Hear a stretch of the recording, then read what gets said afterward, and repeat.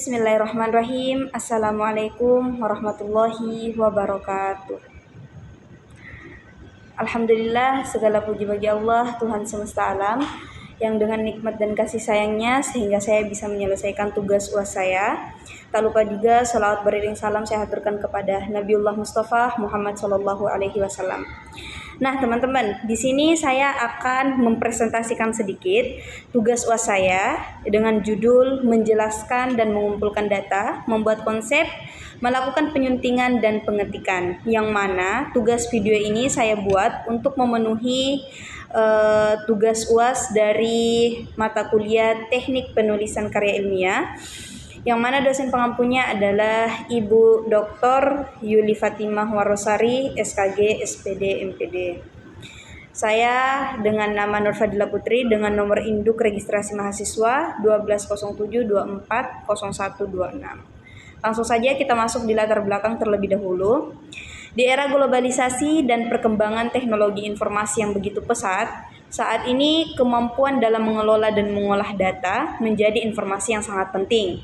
Yang mana menulis bukan sekedar menuangkan gagasan ke dalam bentuk tulisan, tetapi merupakan proses kompleks yang melibatkan berbagai tahapan.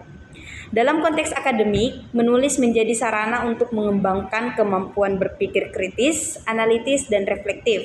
Sedangkan dalam dunia profesional, tulisan menjadi alat komunikasi yang efektif dalam menyampaikan laporan, analisis, proposal, hingga dokumen resmi lainnya. Dalam kedua konteks tersebut, kualitas tulisan yang dihasilkan sangat bergantung pada sejauh mana penulis mampu mengikuti proses penulisan yang sistematis dan terstruktur. Baik, kita masuk di pembahasan awal. Yang pertama ada proses penjelasan dan pengumpulan data dalam penulisan karya ilmiah. Nah teman-teman, penulisan karya ilmiah merupakan kegiatan sistematis yang menuntut keakuratan dan ketelitian dalam pengolahan informasi. Salah satu tahapan krusialnya dalam proses ini yaitu menjelaskan dan mengumpulkan data. Tahapan ini menjadi fondasi dari keseluruhan karya ilmiah karena data yang dikumpulkan akan menjadi dasar analisis, pembahasan, serta kesimpulan yang akan diambil. Oleh karena itu, penting untuk memahami bagaimana proses ini dilakukan dengan tepat. Kita lihat yang pertama ada menjelaskan topik dan fokus permasalahan. Teman-teman, sebelum mengumpulkan data, langkah pertama yang harus dilakukan adalah menjelaskan secara jelas topik dan fokus permasalahan yang kita kaji.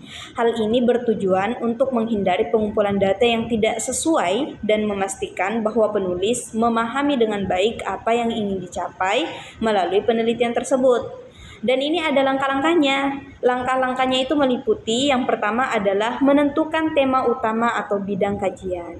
Lanjut, merumuskan masalah secara spesifik dalam bentuk pertanyaan atau juga pernyataan masalah. Menentukan ruang lingkup data yang diperlukan agar pengumpulan data tidak melebar ke hal-hal yang di luar konteks. Nomor 2 ada menentukan jenis dan sumber data. Data dalam karya ilmiah umumnya dibagi menjadi 2 jenis. Yang pertama ada data primer, yang mana data ini diperoleh langsung dari sumber pertama melalui observasi, wawancara, kuesioner, eksperimen, dan sebagainya. Yang kedua ada data sekunder, yang mana data yang kita kumpulkan berasal dari sumber-sumber yang sudah tersedia. Misalkan nih buku, jurnal ilmiah, laporan penelitian, atau artikel-artikel berita, atau data dari lembaga-lembaga resmi lainnya. Lanjut ketiga, ada menentukan metode pengumpulan data. Setelah kita mengetahui jenis dan sumber data, kita harus menentukan metode pengumpulan data yang sesuai. Setiap metode memiliki kelebihan dan kekurangannya masing-masing, sehingga kita harus memilih dan mempertimbangkan konteks dan kebutuhan penelitian. Beberapa metode umum yang sering digunakan dalam penelitian ilmiah antara lain ada observasi, yaitu mengamati objek atau fenomena secara langsung di lapangan. Yang kedua ada wawancara, bertanya secara langsung kepada narasumber untuk memperoleh informasi yang lebih mendalam. Yang ketiga ada kuesioner atau menyebarkan pertanyaan-pertanyaan tertulis kepada responden untuk mendapatkan data dalam jumlah yang lebih besar. Dan yang terakhir ada studi pustaka, yaitu mengumpulkan informasi dari literatur atau dokumen yang sesuai. Yang keempat ada merancang instrumen pengumpulan data. Apa sih itu instrumen, teman-teman? Instrumen itu adalah alat yang digunakan untuk mengumpulkan data, seperti lembar observasi, panduan wawancara, atau kuesioner lainnya. Instrumen ini harus kita rancang dengan cermat agar mampu menggali informasi yang dibutuhkan secara tepat. Beberapa hal yang harus diperhatikan saat menyusun instrumen. Yang pertama, pertanyaan kita harus jelas, tidak ambigu dan sesuai dengan tujuan penulisan atau tujuan penelitian. Yang kedua, pertanyaan harus mencakup semua aspek penting yang ingin kita kaji, ya. Selanjutnya ada melakukan pengumpulan data di lapangan. Nah, proses pengumpulan data di lapangan dilakukan sesuai dengan metode dan instrumen yang sudah kita rancang. Hal-hal yang perlu kita perhatikan dalam hal ini adalah pertama, etika pengumpulan data. Peneliti wajib meminta izin dan menjaga kerahasiaan data responden. Dan yang kedua, konsisten dalam pengumpulan. Teknik dan cara pengumpulan kita harus seragam dengan teman-teman kita yang sesama meneliti agar data yang kita peroleh bisa dibandingkan dan dianalisis dengan baik. Dan yang ketiga adalah pencatatan dan dokumentasi yang rapi.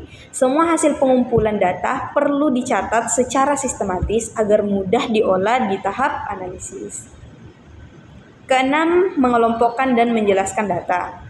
Setelah data terkumpul, langkah selanjutnya adalah mengelompokkan dan menjelaskan data sesuai dengan kategori atau variabel yang telah ditentukan dalam kerangka penelitian. Data yang mentah perlu kita rapikan dan diorganisir lagi agar mudah dipahami, termasuk membuat tabulasi data jika itu kuantitatif. Terus, menuliskan narasi atau ringkasan wawancara jika itu kualitatif. Dan yang terakhir adalah menghubungkan data dengan teori atau literatur yang relevan. Kita masuk di slide selanjutnya. Langkah-langkah dalam menyusun konsep tulisan sistematis dan terarah. Berikut adalah langkah-langkah penting dalam menyusun konsep tulisan yang sistematis dan terarah. Yang pertama ada menentukan tujuan penulisan. Tentukan terlebih dahulu apa yang ingin dicapai dari tulisan tersebut. Apakah kita hanya ingin menginformasikan atau meyakinkan atau menghibur atau mendidik para pembaca? Ditentukan dulu. Terus yang kedua, menentukan sasaran atau audiens. Ini penting. Pahami siapa yang akan membaca tulisan kita, ya. Karena gaya bahasa, contoh dan kedalaman materi sesuai dengan kebutuhan dan pemahaman audiens. Yang ketiga, menentukan topik utama. Pilih topik yang relevan dan menarik atau topik yang sesuai dengan tujuan dengan tujuan audiens. Pastikan topik tidak terlalu luas agar dapat dibahas secara mendalam. Oke, next, melakukan riset atau pengumpulan informasi. Nah, kumpulkan data, fakta, pendapat ahli, atau referensi lain yang mendukung topik tulisan kita. Ini akan menambah kredibilitas dan kekayaan isi tulisan. Terus, yang kelima, membuat kerangka tulisan atau biasa kita sebut dengan outline. Susun poin-poin utama yang akan dibahas secara terstruktur. Outline-nya itu misalkan pendahuluan, ya, yang itu memperkenalkan topik, latar belakang, dan tujuan penulisan. Ada yang kedua itu biasa isi atau pembahasannya. Uraikan argumen, fakta, analisis, dan informasi utama. Yang ketiga ada penutup, yaitu menyimpulkan isi tulisan dan memperbaiki penekanan pada poin-poin yang sangat penting. Selanjutnya, mengembangkan kerangka menjadi teks utuh. Gunakan kerangka sebagai panduan untuk menulis secara lengkap. Pastikan antar paragraf terhubung logis dan transisi antar bagian mengalir dengan baik. Dan yang ketujuh, merevisi dan menyuntik tulisan. Nah, ini penting.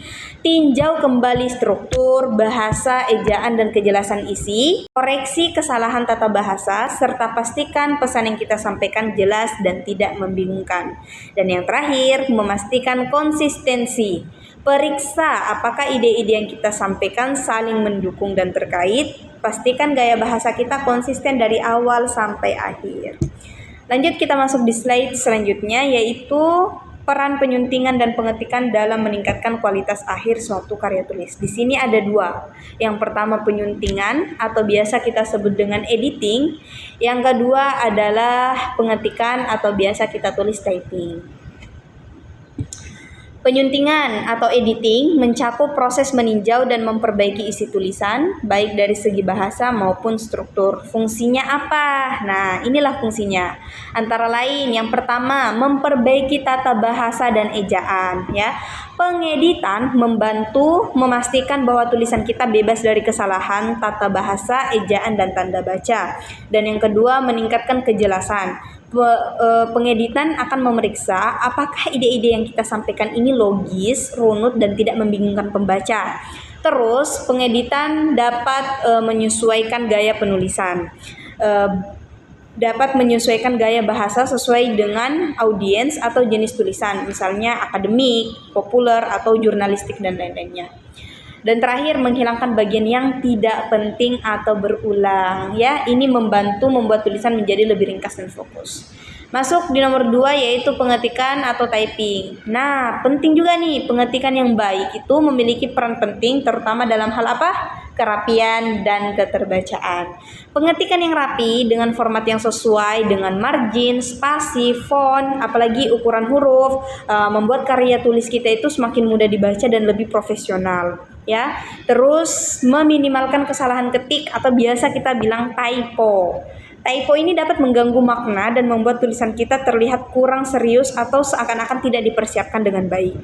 Nah, terus yang terakhir ada menyesuaikan dengan kaidah format. Nah, setiap instansi pasti memiliki format yang berbeda ya, format tertentu sesuai dengan kebijakan instansinya tersebut. Dalam karya ilmiah atau laporan, pengetikan harus mengikuti standar tertentu seperti penomoran, kutipan, daftar pustaka yang akan mempengaruhi kredibilitas tulisan. Oke, lanjut penutupan. Lanjut kita di kesimpulan. Nah, dari semua yang saya jelaskan di atas, dapat kita rangkai sedikit kesimpulan bahwa dalam proses penulisan terdapat beberapa tahapan penting yang harus dilakukan agar hasil akhir tulisan menjadi informatif, terstruktur, dan mudah dipahami. Tahapan pertamanya itu yang tadi saya sebutkan adalah menjelaskan dan mengumpulkan data, terus dilanjutkan dengan proses pembuatan konsep, ya.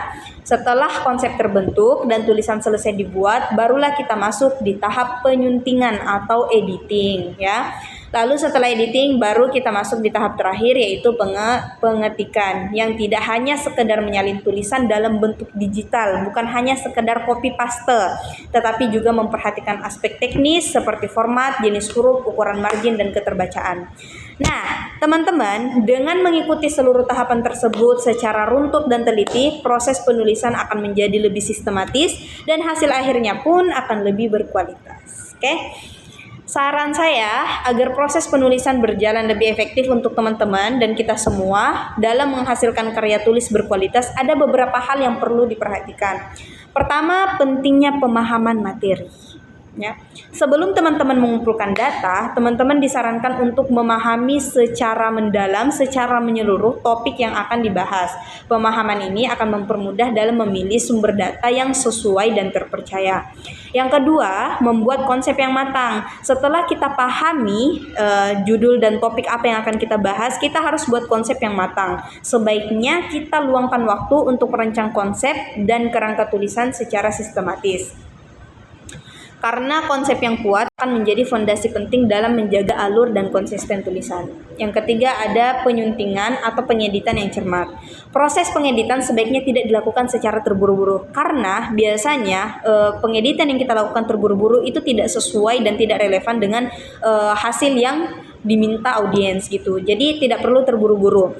Kita dianjurkan untuk membaca ulang hasil tulisan secara menyeluruh guna menemukan dan memperbaiki kesalahan bahasa, struktur kalimat, dan logika penulisan. Dan keempat, ada pengetikan yang memperhatikan kaidah teknis. Dalam proses pengetikan, perhatikan aturan penulisan seperti penggunaan huruf kapitalnya di mana, tanda bacanya di akhir huruf apa, serta format penulisan sesuai standar yang berlaku. Hal ini akan membuat tulisan lebih enak dibaca dan terlihat lebih profesional. Dan yang terakhir, pemanfaatan teknologi. Nah, kita sebagai penulis juga disarankan untuk memanfaatkan perangkat lunak atau aplikasi-aplikasi yang dapat membantu dalam proses penyuntingan dan pengeditan, seperti pemeriksa ejaan atau tata bahasa agar proses berjalan lebih efisien. Karena kita manusia biasa yang mau tidak mau kita membutuhkan teknologi yang lebih canggih, setidaknya untuk membantu kita untuk meneliti hasil penelitian atau karya tulis ilmiah kita itu agar lebih bagus lagi. Baik teman-teman, cukup itu saja yang bisa saya sampaikan dengan presentasi yang singkat ini. Kurang dan lebihnya mohon dimaafkan. Bila ada kebaikan itu datangnya dari Allah Subhanahu wa Ta'ala, dan bila ada kesalahan itu datangnya dari diri saya pribadi. Semoga apa yang saya sampaikan tadi, presentasi singkat yang saya sampaikan tadi bisa bermanfaat bagi diri saya pribadi dan kita semua, khususnya para mahasiswa yang dalam proses penulisan karya ilmiah. Baik, terima kasih. Wassalamualaikum warahmatullahi wabarakatuh.